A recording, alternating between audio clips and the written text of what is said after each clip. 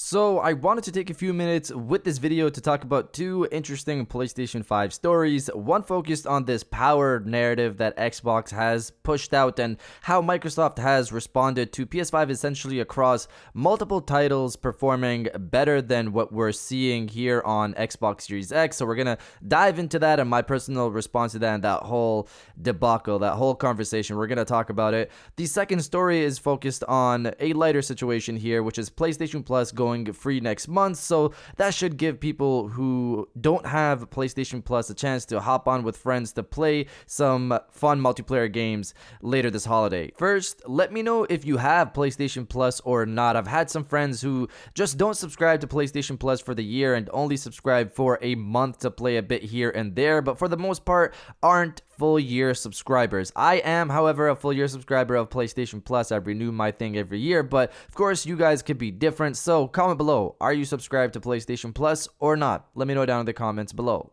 Now, diving into the first story of the video, free PlayStation Plus next month. So Sony does these from time to time, giving players some free multiplayer sessions. It's great that they do this, but it's obviously for an obvious goal here. It's to get people on PlayStation Plus, but really, who can say no to free stuff? Reading from PlayStation Universe, Sony Interactive Entertainment has announced that it's dishing out a free multiplayer weekend for PlayStation 5 and PlayStation 4 games later next month. So if you fancy taking Call of Duty Black Ops Cold War or Grand Theft Auto Online for a spin without a PlayStation Plus membership, this is your chance. The free multiplayer weekend will kick off on December 19th at midnight and will run until December 20th at 11:59 p.m. This will allow you to test drive any active online multiplayer or features without a PlayStation Plus subscription. So next month, pretty much around Christmas holidays, you can jump on with non-PlayStation Plus friends and play some free multiplayer. I've seen some people think this is just for Black Ops, Grand Theft Auto 5, and FIFA because that's what's advertised on their picture, but no, this is for any multiplayer game from my understanding, so be ready to get on that. And before we dive into the second story of the video, if you guys could hit that like button, it would really help a lot, and of course, I would really appreciate it. Now, diving into the second story of the video, Microsoft surprised by PlayStation 5's power capabilities. So, this story was interesting for me mainly because it comes back to this Xbox development issues conversation, which I've talked about here on the channel multiple times before. Xbox development issues leading to less performant games in comparison to the PlayStation 5 versions, like for example in Assassin's Creed Valhalla or more noticeably in Dirt 5. And I get that, but at the same time, when Xbox pushes this power narrative so heavily, their marketing mentions teraflop numbers and they boast power and their fans telling everyone to wait for the multi-plat games, and the end result is games performing similarly or better on PlayStation 5,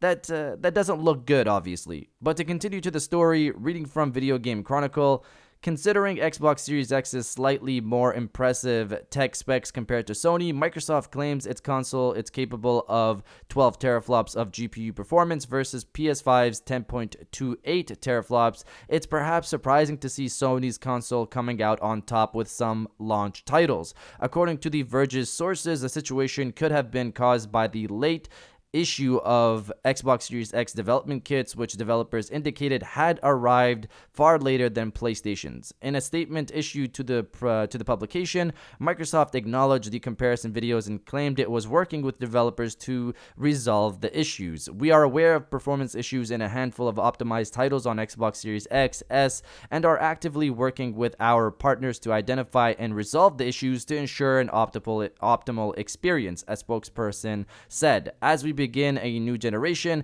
our partners are just now scratching the surface of what next-gen consoles can do, and minor bug fixes are expected as they learn how to take full advantage of our new platform. We are eager to continue working with developers to further explore the capability of Xbox Series X, S in the future. So, this conversation of give developers time to get better with the Series X, get used to the Series X, is a weird one. It makes sense, obviously, just like any generation, developers will get a better handle of the console and hopefully end up producing better overall games. When people bring up the point that we should give Xbox Series X developers time to get used to the console, it's weird because they act like development on PlayStation 5 will just be stagnant and just not progress. I've mentioned this before, just like the Series X development will get better and developers will get a better handle of the platform, the same will happen on PlayStation 5. I assume at one point multi-platform games will run slightly better on Series X, but the thing about that is we all expected this from day one based on the specs provided. It's funny to think about the times when people were saying the PlayStation 5 is a rushed console. If anything, if we're comparing the two, the Series X seems more rushed than the PlayStation 5. The console didn't have any big launch exclusives while Sony had multiple ready to go. So even if Sony lost its Halo, it still had other games ready to go for launch day, while Xbox, Halo was gone. That was it. That was the whole basket. That was everything. The console's major marketing push of being the most powerful isn't coming to fruition, but rather it's underperforming in areas in comparison to the PlayStation 5, the, again, on specs, weaker console. I expect things to get better on the Xbox side sometime next year, but I also expect things to get better on PlayStation 5. Again, it's not like developers are just going to be stuck in the same mindset they have now for PlayStation 5. No, that'll improve as well, just like it'll improve on Xbox Series X. And for the time being, it seems like people should be getting multi-platform games on PlayStation 5 if they have both consoles. Just for the time being, it could change later next year. We'll have to see on that, but for the time being, it seems like you should get games on the PlayStation 5. But you guys let me know if you think Xbox Series X will outperform PlayStation 5 on multi-platform games next year or not. Let me know down in the comments below. And if you guys did enjoy this video, please hit that like button, as it always helps. And subscribe if you're new. I got new videos every Monday, Wednesday, and Friday. And now I'll check you guys out on the next one. And welcome back to the after show. This is the part of the video where we have a little fun down in the comments below. If you're old, welcome back. If you're new, welcome. For today's thing, what I want you guys to do is to body, obliterate, destroy, and overall harass the comment section with the multi-plat wars begin, because they obviously have. It started off strong with PlayStation, it seems so far. We'll see how it goes. But if you're excited to see the future of all of this, destroy the comment section with the multi-plat wars begin. And I'll definitely heart those comments like I always do, because I appreciate everybody who stays to the end of my videos. And now, I'll check you guys out on the next one.